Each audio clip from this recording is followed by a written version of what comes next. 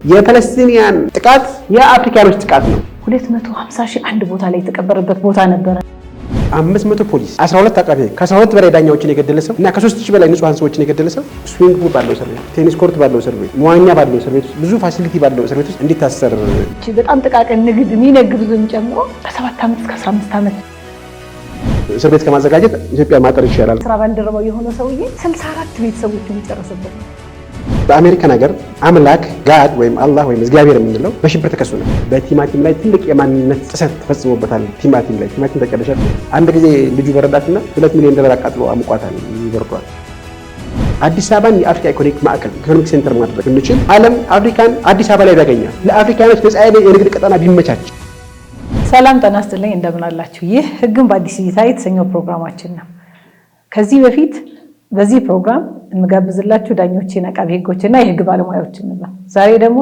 ለየት ያለ ነጋዴ የሆነ እንግዳ ይዤላችሁ መጥቻለሁ እንግዳችን ራሳቸውን ያስተዋውቃሉ አቶ መሐመድ ዩሱፍ ባላለሁ በንግድ ስራ የምተዳደር ነኝ በቅርቡ ደግሞ የዋን አፍሪካ መስራችና እንዲሁም በአፍሪካ ደረጃ የትራዲሽናል ጀስቲስ ኤንድ ሪኮንሲሊዬሽን ካውንስል ሊቋቋም ሐሳብ አቅርቤ በእንቅስቃሴ ላይ ይገኛለሁ ማለት ነው እሺ አቶ መሐመድ በጣም አመሰግናለሁ እንግዲህ የዋን አፍሪካ ፕሮጀክት የንጋዴ ኢኮኖሚክ የሆነ ወይም ደግሞ እንደ ነጋዴ የሚታሰብ ሐሳብ አለው በተጨማሪም ደግሞ የሽምግልና ወይም ሪኮንሲሊዬሽን ደግሞ ሐሳብ አለው ይሄ ደግሞ ለህግ ሰዎች ነው እንጂ ለነጋዴዎች አልነበረም ለማንኛውም ምንድነው ይሄ ሐሳብ ምንድነው የንግድ ሐሳቡ ምንድነው እንዴት ሆኖ ይፈጸማል መቼ የት የሚፈጸም ነው የሽምግልና ሐሳቡ ሲፈጸም ከምን ጋር ተያይዞ የሚፈጸም ነው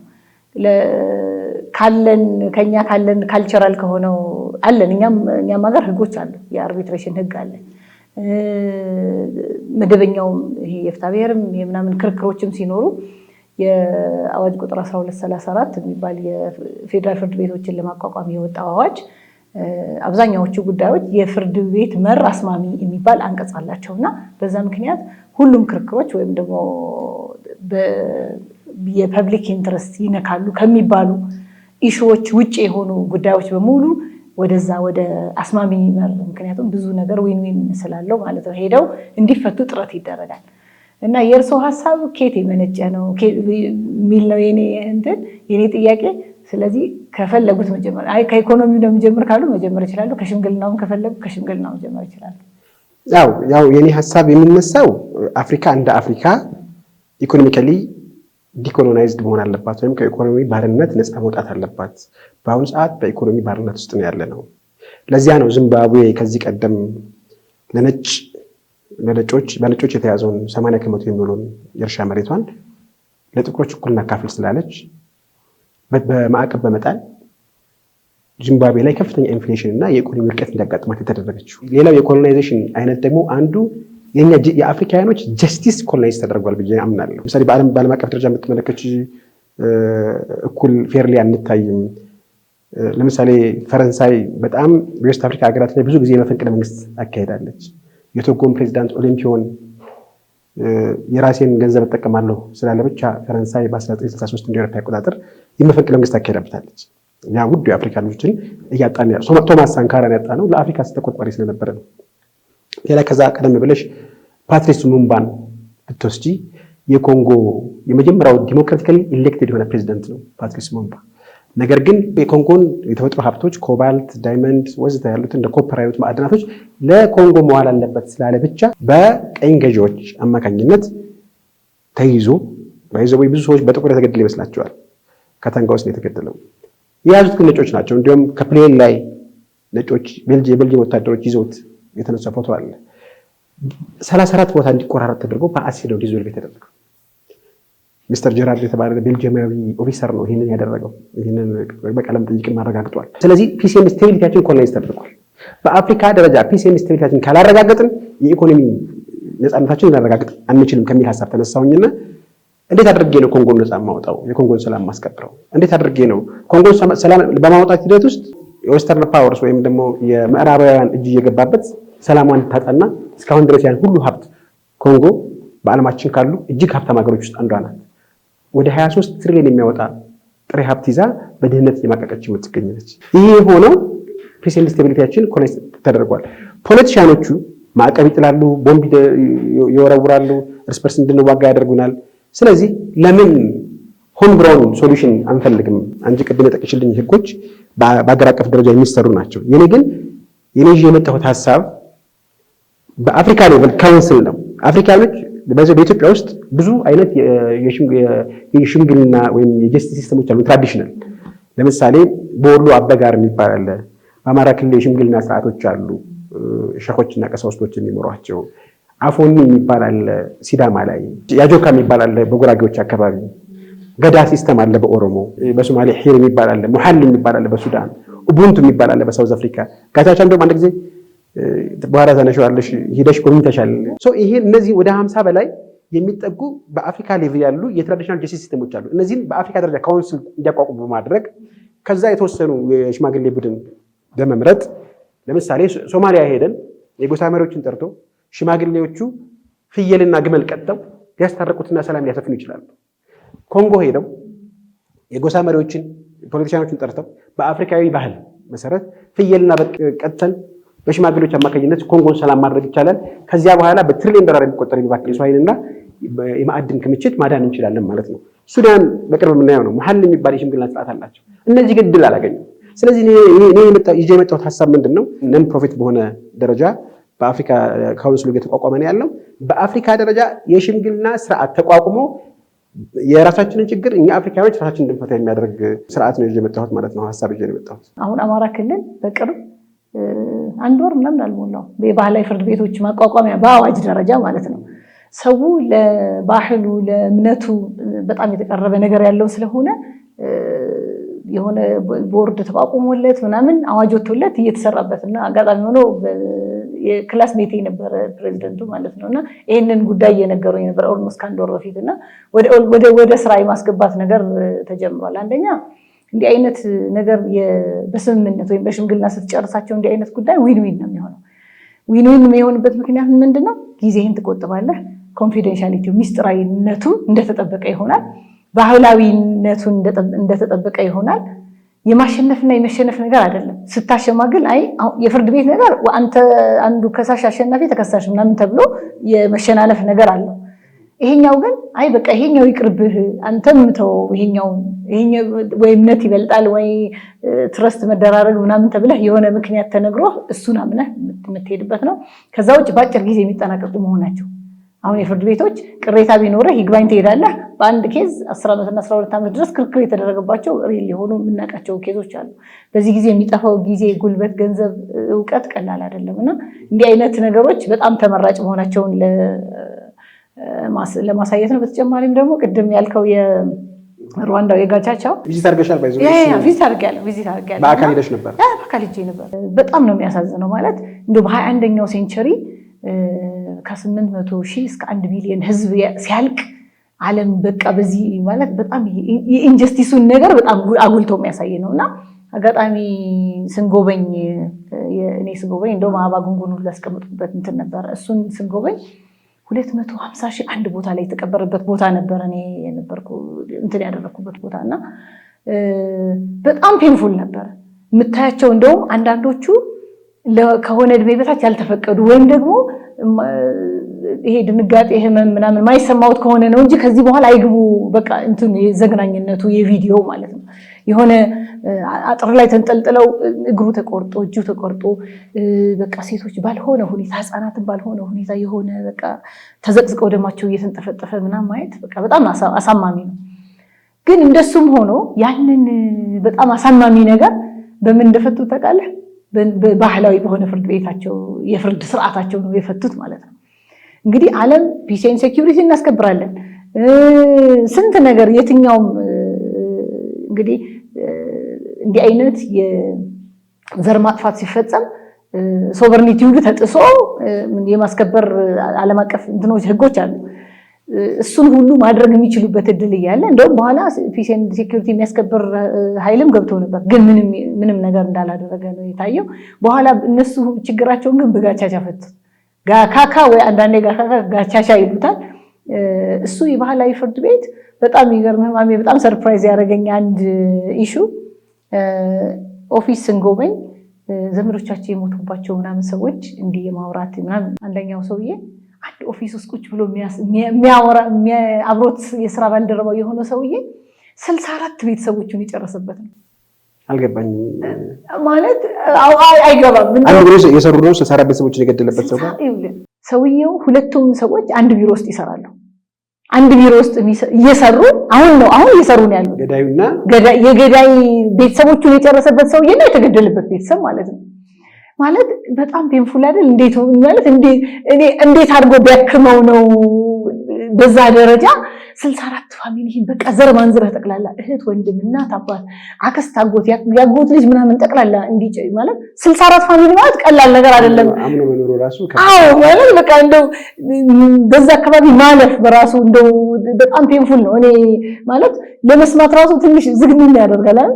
አንድ ቢሮ ውስጥ ቁጭ ብለው ግን እየሰሩ ማለት እንዴት ሆነ ምናምን ስንለው ይሄ ስርዓት ነው ማለት ይሄ የጋቸቻ የሚባለው ስርዓት ነው የታረቁት ርቆ የተፈጸመው በዛ በባህላዊ ስርዓት መሰረት። እሺ በቃ ማለት ይሄ ተስፋ ማድረግ በቃ ነገ የተሻለ ነገር ይመጣል የነበረው ነገር በቃ ማለት ሌሎችም ከኛ መማር አለባቸው ምናምን ብለው በዛ መንገድ የሄዱበት ሳይ ነው ያለው እዛችሁ አብረው ሰራሱ የገደለበት ሰው ጋር አንድ ክፍል ውስጥ በቃ ለመስራት እንዴት አይነታው እና ኢቭን በዚህ ደረጃ አሳማሚ የሆነውን ነገር ቁጭ በዛ ተስማምተውበትና አንደርስታንድ አድርገውት እንትኑ የራሱ ሂደት ነበረው።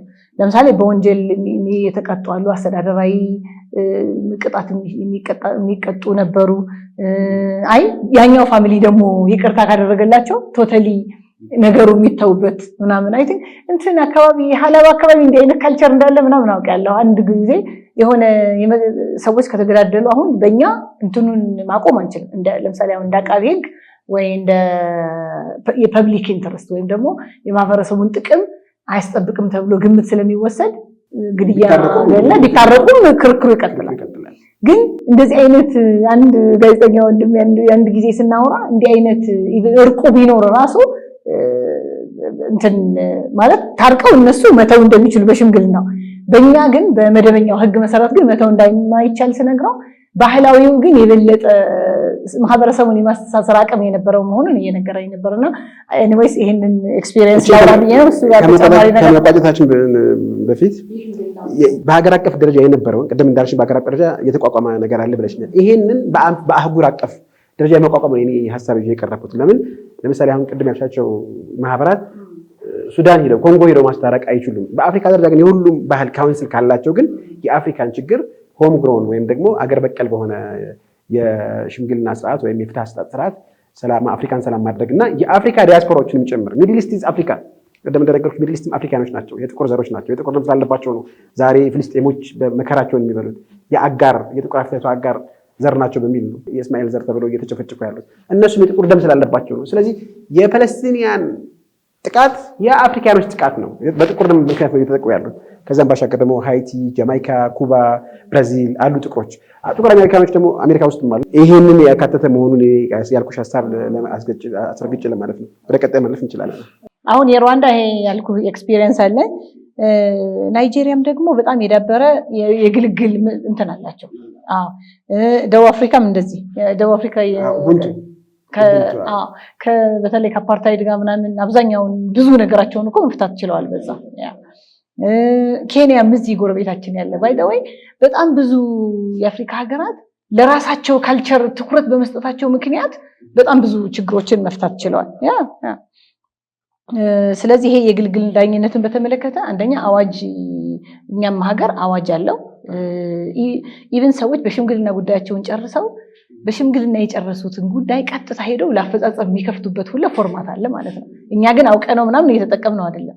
ባይዳው ሽምግልና ምንም በቢሮዬ በደንብ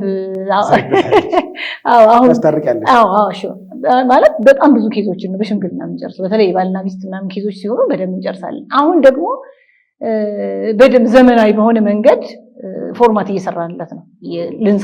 እንደው ማለት ሰው በቃ ፍርድ ቤት መሄድን እንዳማራጭ አድርጎ ሲመጣ ሽምግልና በቃ እንዳማራጭ ነው ብሎ እንዲመጣ ሰዎች በተለያየ ምክንያት ሽምግልና ላይ ይቸገራሉ። አንደኛ እንዲያሸማግሏቸው የሚፈልጉት ሰዎች ወይ ታዋቂ ሰዎች ሲሆኑ ወይ ሚስጥራችን አይጠበቅም ብለው ሲያስቡ ወይ ደግሞ ቤተሰብ ይሆንብህና መግባት ትፈራለህ።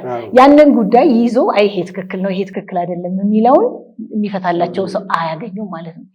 ነገር ግን ሰዎች የሆነ ፎርማት ብትፈጥርላቸው ስርዓት በጣም ዲሲፕሊንድ በሆነ መንገድ ዶክመንትድ በሆነ መንገድ ጉዳዩ መፍታት እንችላለን ማለት ነው። በተለይ አሁን በቢሮ ፎርማት ብንጨርሰው የሚያሸማግሉ ሰዎች አሉ፣ የሚሸማገሉት ሰዎች አሉ። ዝም ብሎ የተንዛዛ ወይም ደግሞ መቋጫ የሌለው ምናምን አይሆንም። በደንብ አርቲኩሌትድ የሆነ ኤግዛክትሊ ዶክመንትድ የሆነ ነው የሚሆነው። የባልና ሚስት ኢሹ ቢሆን የሽምግልና ሌሎችም መደበኛ ለምሳሌ ሰዎች በንግድ ግንኙነታቸው የሚኖሯቸውን ጉዳዮችም አይ በቃ ይሄ እንዲህ ኪሳራ መጣብኝ አልከፍለኝ አለ እንዲሆነብኝ ምናምን የሚሉትን ቢሆን አብዛኛዎቹ ነገሮች በሽምግልና መፍታት በጣም ተገቢና ስሙዝ ያደርገዋል ብዬ አስባለሁኝ። እንግዲህ አንተንም አላህ ያግዝህ። በተለይ ይሄ አብዛኛው የአፍሪካ ማህበረሰብ እንደ አፍሪካም ስለሆነ አፍሪካ ህብረት እዚህ አዲስ አበባ ውስጥና ኢትዮጵያ ውስጥ የሚገኝ በመሆኑ ጽህፈት ቤቱ በቅርብም ደግሞ ለካልቸሩ በጣም ትኩረት የሚሰጡ በመሆኑ አይሆፕ ተሳክቶ ይሳካል። በዚህ የሽማግሌም ልጅ ነኝ እና በአፍሪካ ሌቭል እንዳልኩሽ አሁን ናይጄሪያም ጠቅሰሽዋል፣ ኡጋንዳም ጠቅሰሽዋል፣ ሩዋንዳም ጠቅሰሽዋል እና እነዚህ በአፍሪካ ደረጃ ካውንስል ኑሯቸው ያን እንዲፈጸም ማድረግ ነው። በአፍሪካ ደረጃ ካውንስል በአገር አቀፍ ደረጃ ሳይሆን በአፍሪካ ደረጃ የአፍሪካኖችን ችግር የሚፈታ አየሽ። ለምሳሌ እኔ የመጣሁበት አካባቢ ከወሎ ነው። አባቴ ሽማግሌ ልጅ ነኝ። እዛ አካባቢ አንድ ሽማግሌ ሰላም ማስፈን ከቻለ አፍሪካ ደግሞ በጣም ሪች በባህል የበለጸግን። ስለዚህ ይህን በአፍሪካ ባህል ተጠቅመን የአፍሪካን ሰላም በአጭር ጊዜ ውስጥ ማረጋገጥ እንችላለን ከሚል ሀሳብ ተነስተና በቅርቡ የአንቺን እርዳታ ፈልጋለሁ። ምክንያቱም አሁን የማደራጀቱ እንቅስቃሴ ላይ ስላለን ታግዥናለህ ማለት ነው። ሌላው ማሜ እንግዲህ ያው አንደኛው የአፍሪካን ኢኮኖሚክ ሴንተር ማድረግ ፒስ ኤንድ ሴኪዩሪቲ ወይ ሰላምና ደህንነታችን ማስጠበቅ ያልቻልነው ጥሬ ሀብት እያለን ኢኮኖሚካሊ ኢምፓወር ባለመሆናችን ወይም ደግሞ ምንድነው አማርኛ ኢኮኖሚካሊ ራሳችን የቻልን ባለመሆኑ ምክንያት የተፈጠረ ነው የሚል ነገር ቅድም መግቢያው ላይ አንስተህ ነበር። እንግዲህ ያው በእኛ በመደበኛው ሕግ መሰረት ነጋዴ ማለት ኢኮኖሚያዊ እንቅስቃሴ የሚያደርግ የሚገዛ የሚሰጡ ሰርቪስ አገልግሎት ሊሆን ይችላል፣ ምርት ሊሆን ይችላል።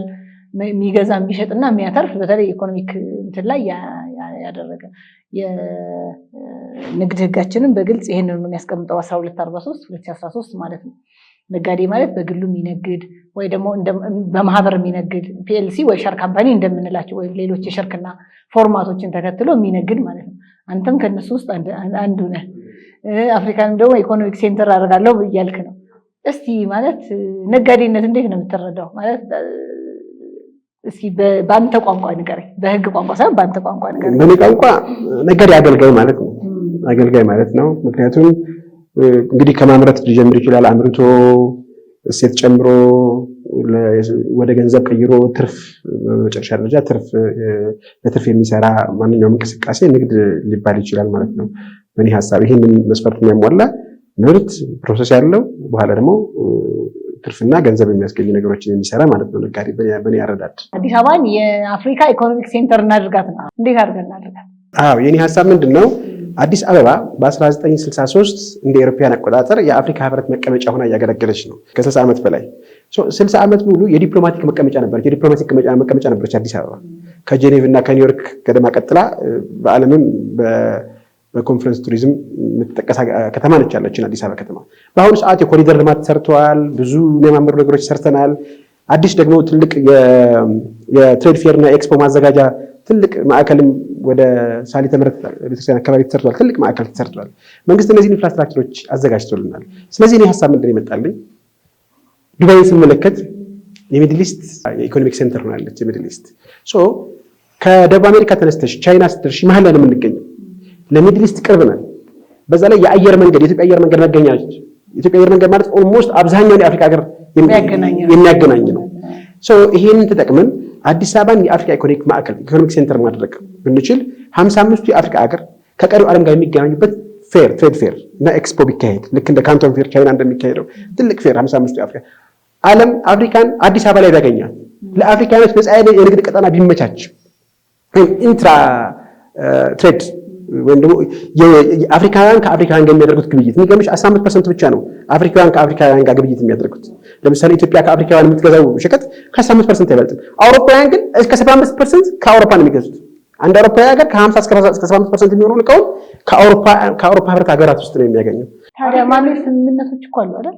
መልቲላተራል፣ ባይላተራል ለምሳሌ አገዋ እና ሌሎችም ስምምነቶች አሉ። አዎ አሁን ለምሳሌ ይሄ ፎርማት በቂ አይደለም ነው ወይስ አልተሰራበትም መሬት ላይ ወርዶ? አሁን አንቺ አሁን የጠቀሰው ለምሳሌ አገዋ እንኳን ከአሜሪካ ጋር ያለን ግንኙነት ነው። አፍሪካን ግሮዝ ኦፖርቹኒቲ አክት ይባላል አገዋ። የቀረጥ ነፃ መብት ነበረን፣ የታክስ ነፃ ወደ አሜሪካ እንድንልክበት ተከልክለናል። እሱ ሲፈልጉ የሚከለክሉን ሲፈልጉ የሚሰጡን አሜሪካ ነች። አሁንም ታሪፍ 10% ገደማ ተጥሎብናል። ኮሜሳ ነበር። ኮሜሳ ደግሞ ኮሜን ማርኬት ፎር ኢስተርን ኤንድ ሳውዘርን አፍሪካ ተብሎ ነበር፣ አልተተገበረም። ኬንያ ብትሄጂ ማንም ያሳልፍሽ የለም፣ ፖሊሲ ይዘሻል። ግን ስምምነቱ ግን በምስራቅና መካከለኛ ሳውዘርን አፍሪካን ካንትሪስ ወይም ሀገራቶች እንዲነግዱ በነፃ ነበር። ነፃ የሰዎች ዝውውር፣ ነጋዴዎች እንደልብ የሚንቀሳቀሱበት አይደለም አፍሪካ። የትም ልትንቀሳቀሽ አትችልም። ኬንያ መሄድ አትችይም። ወይም ደግሞ ሞያሌ ኬንያ እና ሞያሌ ኢትዮጵያ ያሉት 100 ሜትር ርቀት ላይ ያሉ ሁለት ግለሰቦች በዶላር መገበያየት ይጠበቅባቸዋል። ግን የራሳቸውን ከረንሲ ወይም ደግሞ የአፍሪካን ከረንሲ አይጠቀሙም። መጠቀም እንዲችሉ ፎርማቱ ካልተመቻቸ በስተቀር አልተመቻቸም። ስለዚህ አዲስ አበባ የአፍሪካ ኢኮኖሚ ሴንተር ስናደርግ አንደኛ 55ቱን የአፍሪካ ሀገር ከቀሪው የሚያገናኝ ኤክስፖ እናደርጋለን። ሁለተኛ ከብሪክስ አባላት ሀገራት ጋር በከረንሲ ስዋብና በባርተር እንድንገበያይ እናመቻቻለን። ለምሳሌ የኢትዮጵያ ትልቁ ግዢያችን ምን ይመስልሻል? ትልቁ ግዢያችን ነዳጅ ነው እና ማዳበሪያ ነው። ነዳጅ ከብሪክስ አባል ሀገር መግዛት እንችላለን። ራሽያ የብሪክስ አባል ሀገር ነች። እንዲሁም ዩኤኢ የብሪክስ አባል ሀገር ነች። ከሷ መግዛት እንችላለን። በምን ሰሊጥ ሰጥተን ቡና ሰጥተን መውሰድ እንችላለን። ዶላር ሳያስፈልገን በከረንሲ ስዋብና በባርተር እንድንገበያይ ፋሲሊቴት ማድረግ፣ ነፃ የንግድ ቀጠና መፍጠር፣ አፍሪካውያን 54ቱን የአፍሪካ ሀገር ከቀሪው ጋር ማገናኘት ነው አንዱ የዋን አፍሪካ ዓላማ ማለት ነው። አዲስ አበባችን የዲፕሎማቲክ መቀመጫ ብቻ ሳትሆን የአፍሪካ ኢኮኖሚክ ሴንተር ትሆናለች የሚል ነው። ይሄ ደግሞ በቅርቡ ይሳካል ኢንሻአላህ። እሱ እንዳለ ሆኖ እንደው ማለት ያለው የህግ ፎርማት ያሰራል ብለህ ታስባለህ? እኔ አንድ ቲክቶክ ቪዲዮ ሰርቼ ነበር። ምናልባት አንተንም ሰርፕራይዝ ያደረገ እሱ እንትን ይመስለኛል። ይሄ የንግድ ምዝገባ አዋጅ 980/2016 ነው። እሱ ላይ አንድ ሰው የንግድ ፍቃድ ሳያወጣ ንግድ ሲሰራ ከተገኘ እስከ 15 ዓመት የሚያስቀጣው፣ የንግድ ፍቃድ አውጥቶ ለሌላ ለሰርድ ፓርቲ ሰጥቶ ከተገኘ እስከ 10 ዓመት የሚያስቀጣው እንትኖቹ እንደው አንዳንድ ጊዜ ህጎች ሲወጡ የማህበረሰቡን ያለውን ያረዳድ ደረጃ ግምት ውስጥ ያላስገባና በጣም ብዙ ሰው አስደንግጦት ነበር። እኔ 500,000 እና ከዛ በላይ ሰው አይቶታል ያን ቪዲዮ። እንደው እና የሆነ ኬንዳ እንትን ብለው ስራ የሚሰሩ ወይ ደግሞ የሆነች በጣም ጥቃቅን ንግድ የሚነግዱትም ጨምሮ ከ7 ዓመት እስከ 15 ዓመት የሚያስቀጣ ህግ ማውጣት በነጋዴ እንዴት ነው የሚታየኛ? ያው ህግ ከወጣ ህጉን ማስተግበር ነው እንጂ ሌላ ነገር የለም። ሌላ የተለየ ልንለው የምንችለው ማለት እንትኖች ሲወጡ አድቫይስ ልንሰጥ በማህበራት በምናምን ለምሳሌ የጠበቆች ማህበር አለ፣ የህግ ባለሙያዎች ማህበር አለ። ፖሊሲው ምናምን ሲቀረጽ እንደው በዚህ ፎርማት ቢሆን ብለን አድቫይስ ልንሰጥ እንችላለን። ግን ፓርላማ አውጥቶ ከአመጣው ግን ተግባራዊ ማድረግ ነውና አንዳንድ ጊዜ በጣም ፌር ሳይሆኑ ታገኛቸዋለህ። እንደው እዚህ ላይ ያለ እስቲ ሐሳብ ንገረኝ። ሶሻል ሚዲያ ላይ ያንቺን ቪዲዮ አይቼው ነበር እና ስመለከተው ብዙ ሰው ባንቺ ነው የተቆጣው።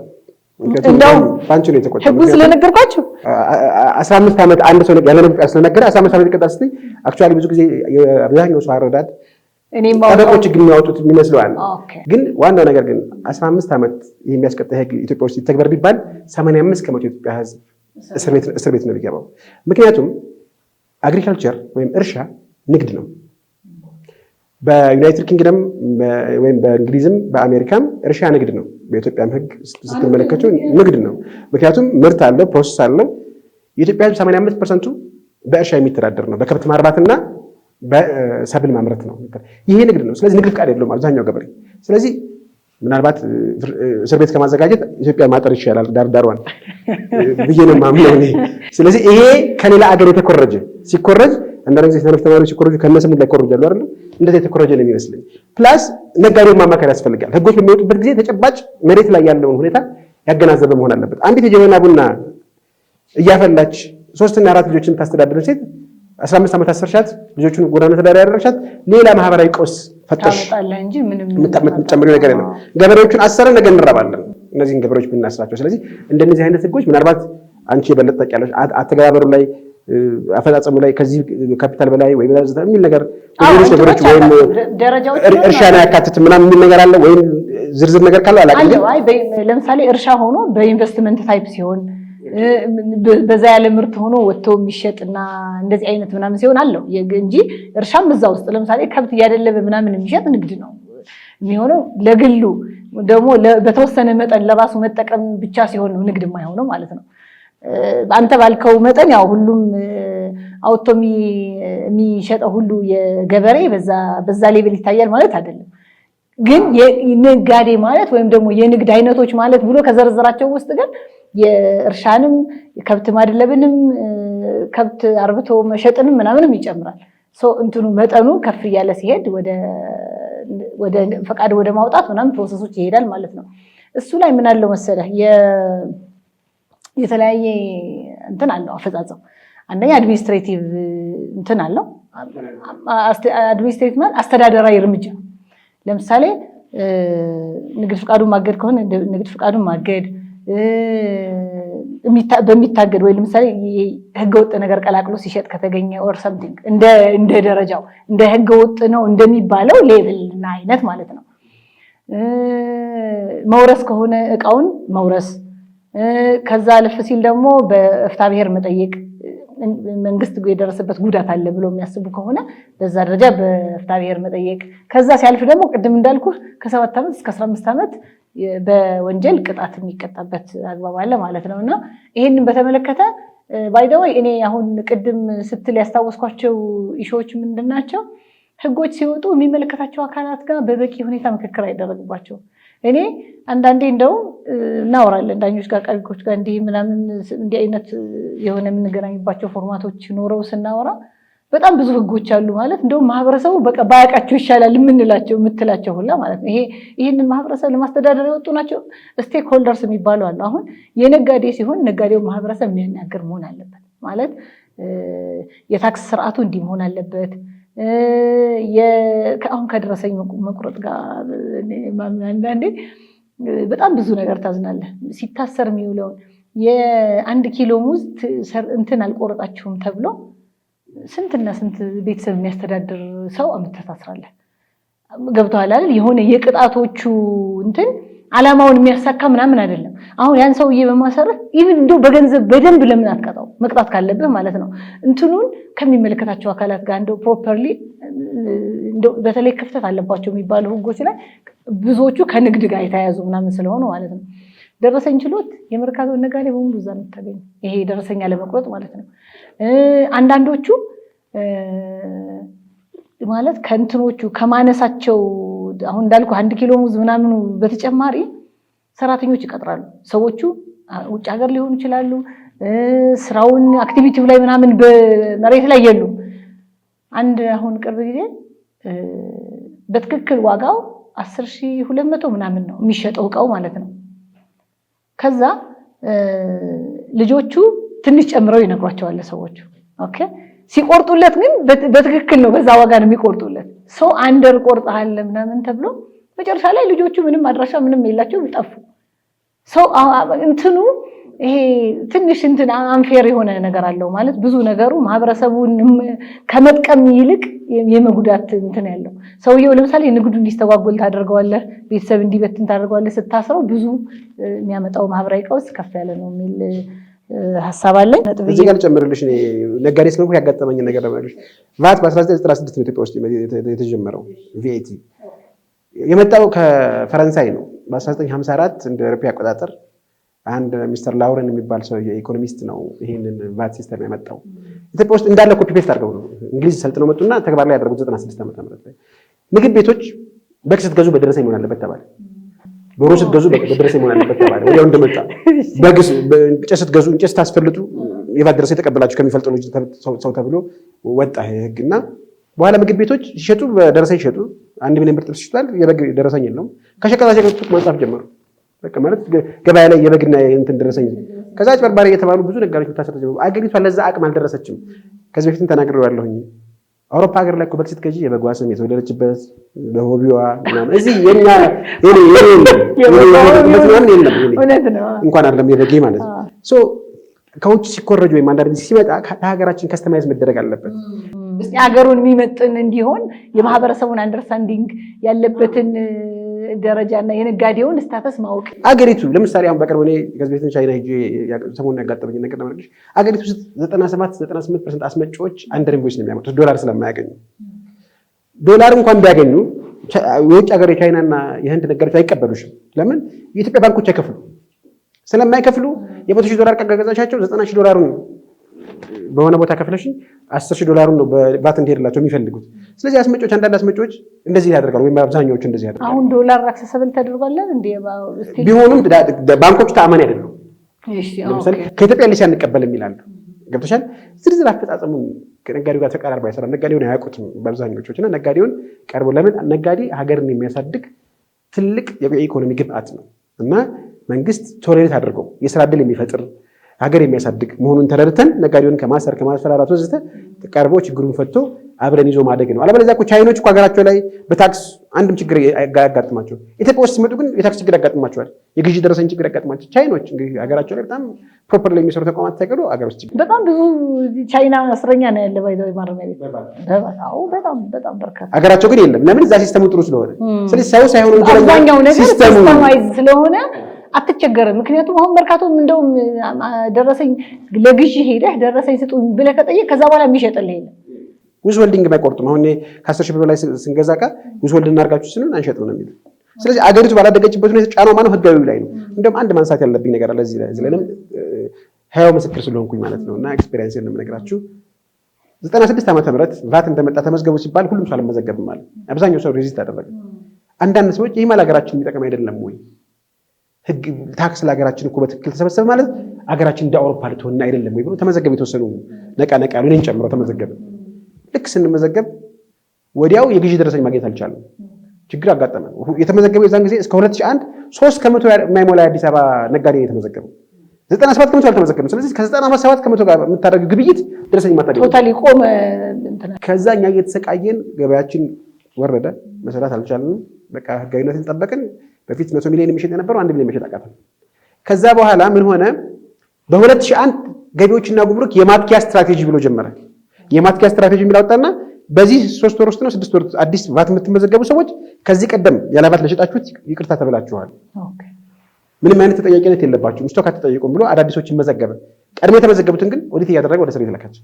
ቀድሞ ህጋዊ የሆኑት ሰዎች ወደ እስር ቤት ተልከው ከዛ በፊት ያልተመዘገቡት ግን ምህረት አገኝተው ከዚህ በኋላ እንዲመዘገቡ የተደረገው ወደ ቀድሞ ህጋዊነት የመጡት ወደ ተጠያቂነት የሚሄዱትና እንደዚህ አይነት አሰራሮች ሲስተሙ ህጋዊ የሆነውን የሚያበረታታ ሳይሆን ወደ ህገ ወጥነት የሚገፋ ነው። ምን ነው ባልተመዘገብን ህጋዊነት ቀድሞ ህጋዊ የሆኑት ሰዎች ምን ነው ህገ ወጥ ሆኜ በነበረ እስኪሉ ድረስ ማለት ይሄ እንዳይሆን ህጋዊዎችን የሚያበረታታ ተቻችሎ አስተምሮ አብረን የምናድግበት ሁኔታ ቢፈጠርላል።